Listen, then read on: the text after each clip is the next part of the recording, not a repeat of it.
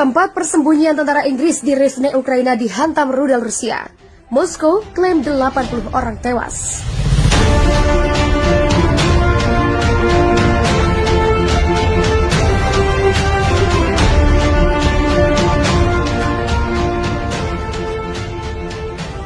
Rudal jelajah Rusia menghantam pangkalan militer Novaya Lubomirka di wilayah Rivne, Ukraina. Militer Rusia mengklaim di lokasi itu sejumlah peralatan perang hancur dan bom menewaskan puluhan tentara asing. Klaim Moskow itu mengkhawatirkan pemerintah Inggris mengingat banyak sukarelawan yang berjuang membantu tentara Ukraina. Juru bicara Kementerian Pertahanan Rusia, Igor Konashenkov, mengatakan instalasi militer di Ukraina Utara dekat perbatasan dengan Polandia jadi sasaran tembak. Menurut Igor, lokasi itu ditandai sebagai tempat instruktur dan tentara bayaran asing yang membantu Ukraina. Klip beresolusi rendah itu tampaknya menunjukkan kendaraan militer dan pangkalan dari langit dengan garis bidik di tengah layar. Rekaman kemudian beralih ke gambar hitam putih, mungkin inframerah, dan menunjukkan ledakan besar. Kementerian Pertahanan Rusia mengatakan dalam sebuah pernyataan bahwa rekaman itu menunjukkan pemantauan serangan dengan senjata presisi di pusat pelarian batalion pengintaian ke-132 pasukan serangan udara Ukraina di wilayah Zhytomyr.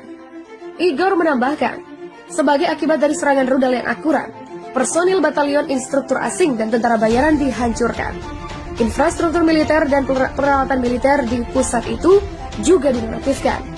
Begitulah ujarnya yang dikutip The Sun. Sebelumnya, 35 orang tewas, lebih dari 30 rudal jelajah ditembakkan ke pangkalan militer Yavoriv dekat Lviv. Serangan yang dimulai melukai 134 lainnya. Dilaporkan dimulai setelah nomor-nomor Inggris tampaknya menyala jaringan telepon Ukraina yang mencakup pangkalan tersebut. Puluhan sukarelawan Inggris telah melakukan perjalanan ke Ukraina untuk membantu mempertahankan negara dari penjajah Rusia. Sejumlah pejuang Inggris pemberani telah bergabung dengan pasukan Ukraina, beberapa di antaranya di parit gaya perang dunia. Sementara itu, seorang pria Inggris yang menjadi relawan melawan pasukan Rusia di Ukraina akhirnya kembali ke rumah karena dia takut sedang dalam misi bunuh diri. Ben Span meninggalkan Inggris bersama sejumlah mantan tentara angkatan darat Inggris, meskipun faktanya dia sendiri tidak memiliki pengalaman militer apapun dan tidak memiliki hubungan dengan Ukraina. Pria berusia 36 tahun itu bahkan tidak memberitahu istri dan putranya bahwa dia akan pergi sebelum berangkat, menghabiskan 5 hari di rumah persembunyian di Ukraina Barat. Span yang menjalankan badan amal kejahatan anti pisau mengatakan kepada Sky News bahwa dia percaya misi menuju Ukraina adalah hal yang benar untuk dilakukan, karena dia ingin pergi ke sana dan bertarung.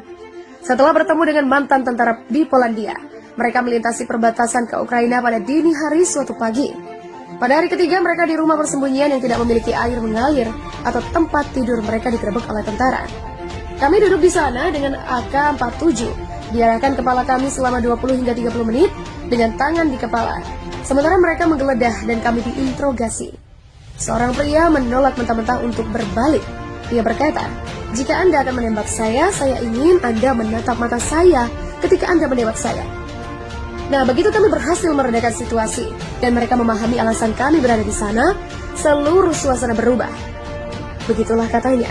Setelah melakukan perjalanan ke pangkalan senjata melewati pos pemeriksaan dengan 2 mayat Rusia disangga sebagai peringatan di sepanjang jalan.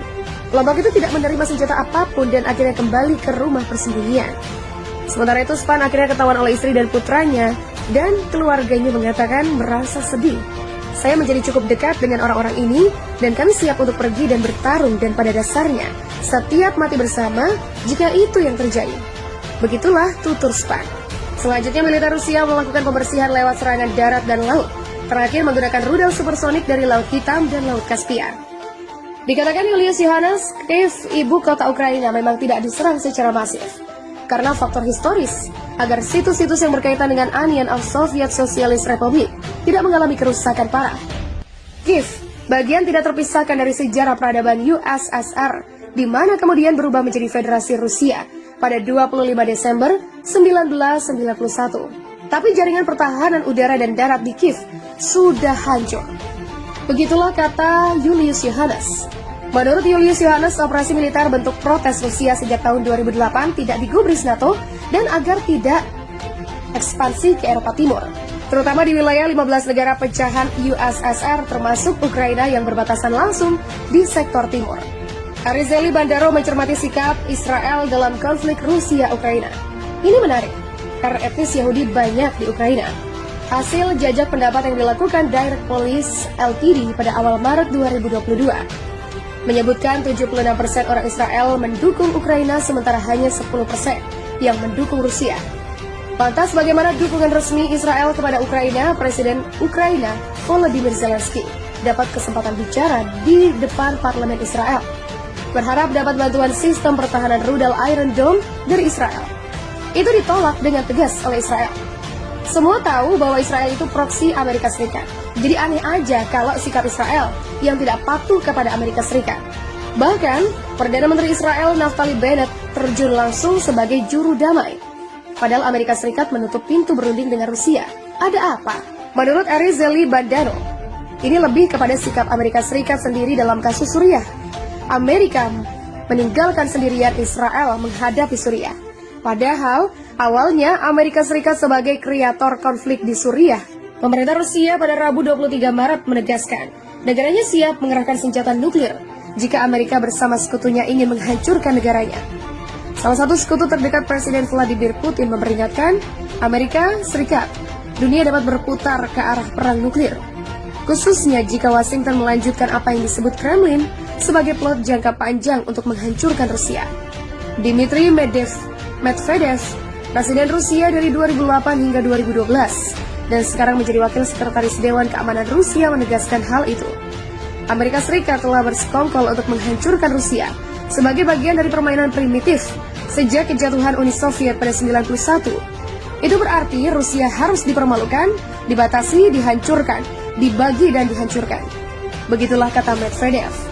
Pandangan Medvedev yang pernah dianggap sebagai salah satu anggota lingkaran putih yang paling tidak hawkish, memberikan wawasan tentang pemikiran di dalam Kremlin.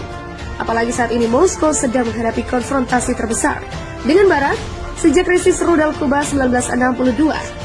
Amerika Serikat telah berulang kali mengatakan tidak ingin runtuhnya Rusia dan kepentingannya sendiri paling baik dilayani oleh Rusia yang makmur, stabil, dan terbuka. Departemen Luar Negeri Rusia tidak segera menanggapi permintaan komentar di luar jam kerja biasa. Invasi Rusia ke Ukraina telah menewaskan ribuan orang, membuat hampir 10 juta orang mengungsi, bahkan telah menimbulkan kekhawatiran akan konfrontasi yang lebih luas antara Rusia dan Amerika Serikat, dua kekuatan nuklir terbesar dunia. Putin mengatakan operasi itu diperlukan karena Amerika Serikat menggunakan Ukraina untuk mengancam Rusia. Moskow juga harus bertahan melawan genosida penutur bahasa Rusia oleh Ukraina. Ukraina mengatakan klaim genosida Putin adalah omong kosong. Medvedev mengatakan Kremlin tidak akan pernah membiarkan kehancuran Rusia, tetapi memperingatkan Washington jika itu mencapai apa yang disebut sebagai tujuan penghancuran, maka dunia dapat menghadapi krisis distopian yang akan berakhir dengan ledakan nuklir besar. Dia juga melukiskan gambaran dunia pasca Putin yang akan mengikuti runtuhnya Rusia, yang memiliki lebih banyak hulu ledak nuklir daripada negara lain manapun. Penghancuran negara terbesar di dunia berdasarkan wilayah, kata Medvedev, dapat menyebabkan kepemimpinan yang tidak stabil di Moskow. Dia menegaskan jumlah maksimum senjata nuklir lebih banyak ke Amerika Serikat dan Uni Eropa.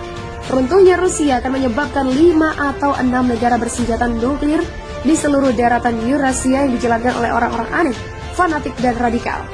Begitulah ujarnya. Invasi Rusia ke Ukraina hingga saat ini masih terus berlangsung. Perang Rusia dan Ukraina ini telah berlangsung lebih dari 3 minggu. Dengan peralatan militer canggihnya, Rusia sampai kini belum sepenuhnya menaklukkan Ukraina. Invasi Rusia ke Ukraina juga mengundang reaksi dari sejumlah negara Barat dan NATO. Namun yang paling bersemangat adalah Amerika Serikat. Rusia sudah meminta agar NATO dan Amerika CS tak ikut campur urusan invasi mereka ke Ukraina.